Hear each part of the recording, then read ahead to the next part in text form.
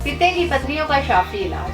पित्ते में पथरियां क्यों बनती हैं? पित्ते की पथरियों का आसान इलाज बगैर किसी सर्जरी और ऑपरेशन के जानिए इस वीडियो में। अस्सलाम वालेकुम नाज़रीन, उम्मीद करती हूँ आप सब खैरियत से होंगे। नाज़रीन, आज मैं जिस मौजू पर बात करूंगी वो पित्ते की पथरियां हैं। ये पथरियां क्यों बनती हैं, इनकी वजूहात क्या है और इनका इलाज क्या है, और खुराक और परहेज और कुछ हदायत आज की इस वीडियो में आपके साथ शेयर करूंगी।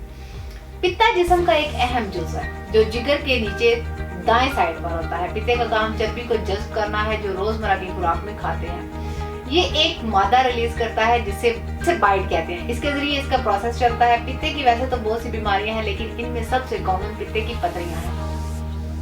पित्ते की पथरियां बनने की मुख्तलिफ वजूहात हैं। इनमें जो मोस्ट कॉमन रीजन है वो है खुराक में एकदम से चर्बी का ज्यादा इस्तेमाल। इसकी वजह से बहुत ज्यादा कोलेस्ट्रॉल स्टोन बनते हैं और दूसरी टाइप के स्टोन होते हैं। इनको पिगमेंट स्टोन कहते हैं जो आमतौर पर ब्लैक कलर के होते हैं। अमूमी तौर पर पित्ते की पथरियां ज्यादातर खवातीन में पाई जाती हैं। ये मर्दों में भी पाई जाती है, लेकिन औरतों की निस्बत ये मर्दों में कम है।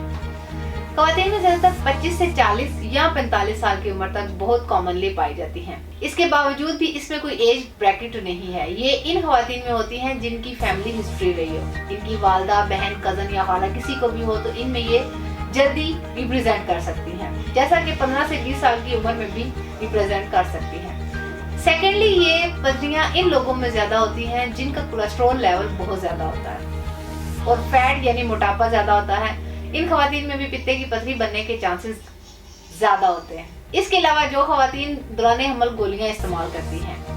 नाज़रीन, पित्ते की पथरी इन मर्दों में भी बनती है जो मर्द अपना वजन एकदम से कम करने के लिए अपनी डाइट छोड़ देते हैं या मुख्तलिफ अद्वियात का इस्तेमाल करते हैं और छोड़ने के बाद एकदम से वजन बढ़ता है, तो फिर नतीजा पित्ते की पथरियों की सूरत में सामने आता है।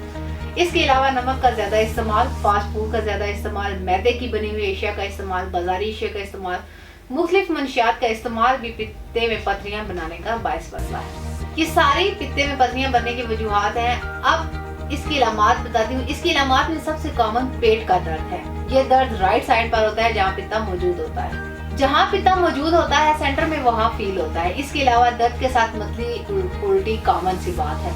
कुछ लोगों में ये बदहजमी के जरिए रिप्रेजेंट करता है। जैसा कि अक्सर मरीजों को मैदे में जलन होती है तो डॉक्टर मरीज को मैदे की तेजाबियत डायग्नोज करते हैं और अक्सर औकात अल्ट्रासाउंड नहीं करते। जब मतली या उल्टी आती है तो ऐसा तब होता है जब कोई तली हुई चीज, फास्ट फूड या ऑयली चीज खाई हो।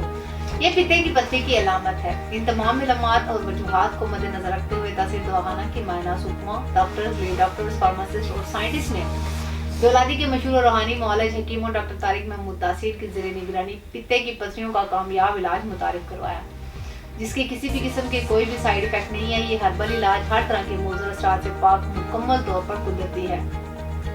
इस इलाज की खास बात यह है कि ये बगैर किसी तकलीफ या ऑपरेशन और सर्जरी के पथरियों को खारिज कर देगा। यहाँ से हजारों मरीज इलाज करवाकर सेहतमंद जिंदगी गुजार रहे हैं। अब आप भी देर न करें, बल्कि आज ही अपना इलाज शुरू करवाएं। तहसील दवाखाना की खास बात यह है कि यहाँ मुकम्मल तशखीस के बाद इलाज किया जाता है।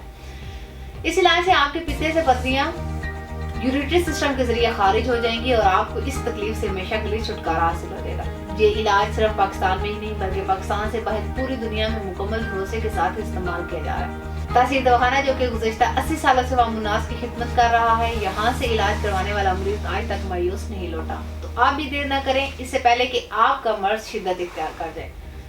बर वक्त इलाज करवा लेना और इस मर्ज से बचना बेहतर है। नाज़रीन, इलाज के साथ परहेज और एहतियाती तदाबीर भी जरूरी है, क्योंकि खुराक और परहेज अज़ाला मर्ज में बहुत मामून साबित होते हैं। सबसे पहले अपनी खुराक खालिस और मतवाज़न रखें। हरगिज़ ऐसी खुराक इस्तेमाल ना करें जिससे मर्ज में शिद्दत आ रही, मसलन चावल, टमाटर, मुगजियात, मुख्तलिफ किस्म के अद्वियात वगैरह। ऐसी खुराक इस्तेमाल ना करें जो देर से हजम हो, बल्कि ऐसी खुराक इस्तेमाल करें जो मर्ज को खत्म करने में मुफीद साबित हो और पथरियां रिलीज करने में मदद दे, मसलन शलजम, गाजर, मूली और चुकंदर वगैरह। दिन के खाने में सलाद का इस्तेमाल करें। चर्बी वाली ग़िज़ाओं से परहेज करें, मसलन गोश्त और मछली वगैरह। नाज़रीन, खुराक के साथ आपको कुछ जरूरी हदायत भी बताती चलूं। खाने के बाद लेटना नहीं चाहिए, बल्कि हल्की फुल्की वॉक जरूर करें ताकि खाना हजम हो जाए। इसके अलावा रोजाना 2 से 4 किलोमीटर तक वॉक जरूर करें। सुबह नहार मुँह 1 या 2 गिलास पानी जरूर पिएं। खाने के बाद आखिर में पानी का इस्तेमाल ना करें। दिन में पानी का ज्यादा से ज्यादा इस्तेमाल करें। इसके अलावा कब्ज ना होने दें। इन तमाम हदायत पर अमल करके आप जल्द अज जल्द इस मर्ज से छुटकारा हासिल कर सकते हैं। उम्मीद है हमारे नाज़रीन को आज का प्रोग्राम पसंद आया होगा, बहुत सी मुफीद मालूमात हासिल हुई। अगले प्रोग्राम में एक नए टॉपिक के साथ दोबारा आपकी खिदमत में हाजिर होंगी। तब तक के लिए अपना ख्याल रखिए, मुझे इजाजत दीजिए। अल्लाह हाफिज।